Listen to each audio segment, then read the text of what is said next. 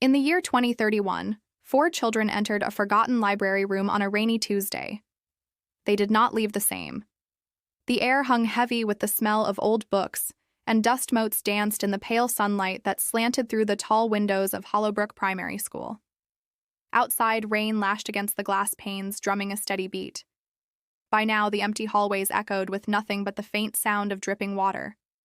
The 4 children hurried along, their footsteps soft on the worn carpet.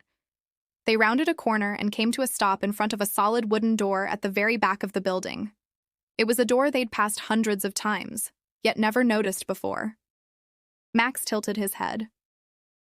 "I've been here for 5 years and I've never seen this room open," he said, frowning at the ornately carved wood. "Open," Lila whispered, pushing the door with the tip of her finger. It creaked on its hinges like it hadn't moved in decades. On the other side, the air was different. It was colder, like it belonged to another season, and a chill raced down Ava's arms. As they stepped through, more dust motes exploded into the air, illuminated by the flickering light of a single candle on a small table in the center of the room. The only source of light, and in the center of it all sat a single book, bound in deep blue leather. It was no bigger than a sketchbook and no less captivating. Its cover was speckled with shifting dots of light, as if tiny stars were trapped inside, and gold letters on the spine gleamed faintly, the days that never were. "Who leaves just one book in an entire room?" Ava asked, stepping closer. Lila knelt down beside the table and carefully lifted the book. "Someone who wants it to be found," murmured Noah, the quietest of them all. Lila opened it. The candle sputtered, casting long, dancing shadows on the wall, as though the darkness itself was reaching out to grab them. And the first page crackled into view. In the year 2031, 4 children entered a forgotten library room on a rainy Tuesday. They did not leave the same. Max frowned. "That's today. That's us," he said, pointing at the words with a shaky finger. Then, in slightly larger print underneath, it continued. Their names were Max and Ava and Lila and Noah. They were searching for an adventure when fate intervened. "Oh, it gets better," Ava said quickly, flipping the page so the others couldn't read what was coming next. But the words seemed to rearrange themselves, curling like ink in water. She watched in disbelief as they reformed into something new. They came upon a path leading them deeper into the woods behind Hollowbrook. A weathered signpost stood nearby with 2 arrows pointing left and right. Go left to find the river of lost time. Go right to save Hollowbrook. Max looked left. "Let's go left," he said. "Wait." Ava reached out and grabbed his sleeve. "We don't know what's over there. We should probably check the right path first." Lila nodded. "Right," she agreed, taking the lead. "But can we trust it? What if it leads us into danger?" Noah asked, always the voice of reason. "Then we stick together," Lila said firmly, squeezing his hand reassuringly. "That's what friends are for, aren't they?" And as if agreeing, the path rippled around them, solidifying into a solid road that wound its way through the trees. They walked in silence for a while, keeping their eyes on the road ahead. Soon enough, the trees began to thin, and the sound of rushing water grew louder. Peeking through the branches, they saw a wide river gushing over smooth stones. An old weathered bridge arched above it, connecting the far banks. And beyond it, nestled between rolling hills, lay the town of Hollowbrook. It was a pretty place, too pretty to be forgotten.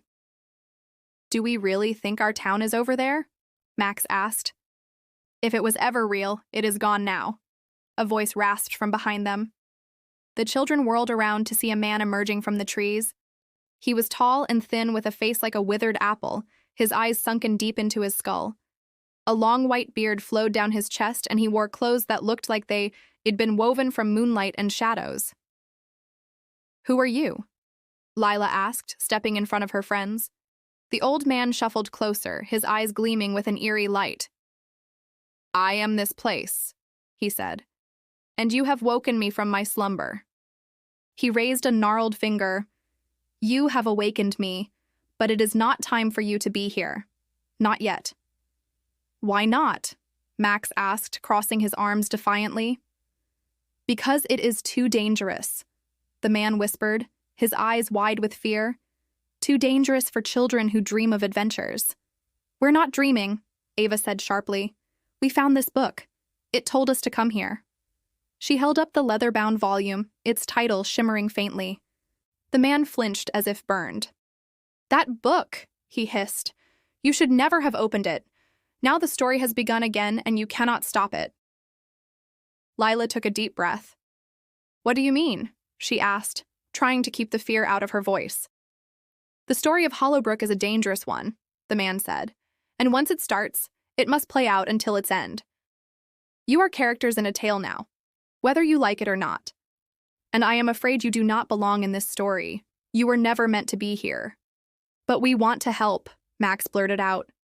Save the town. Save your story, the old man said bitterly. There is no saving it. There is no happy ending, only pain and erasure. That is what lies at the end of the path. Hope drained from the children's faces. Suddenly, the words of the book made sense. This wasn't just some old, dusty story. This was the story of their lives, and somehow they'd become part of it. The path beneath their feet rumbled. They looked back to see the forest crumbling into dust, the river turning to ash. We should have listened to you, Max said, his voice barely a whisper. It's too late for that now, the old man croaked. The story plays out to its end. How do we change the ending? Ava asked, desperation edging into her voice. The old man stared at them for a moment, his cloudy eyes unreadable. By becoming part of the story, he said finally. You must choose to stay here. But how can we be part of it? We don't know anything about this world, Lila said. You already do, the old man replied, his gaze piercing. All the answers are within you. All you have to do is look inside. His words hung in the air as the forest, the river, and their school disappeared, leaving them in the fading light of the old town.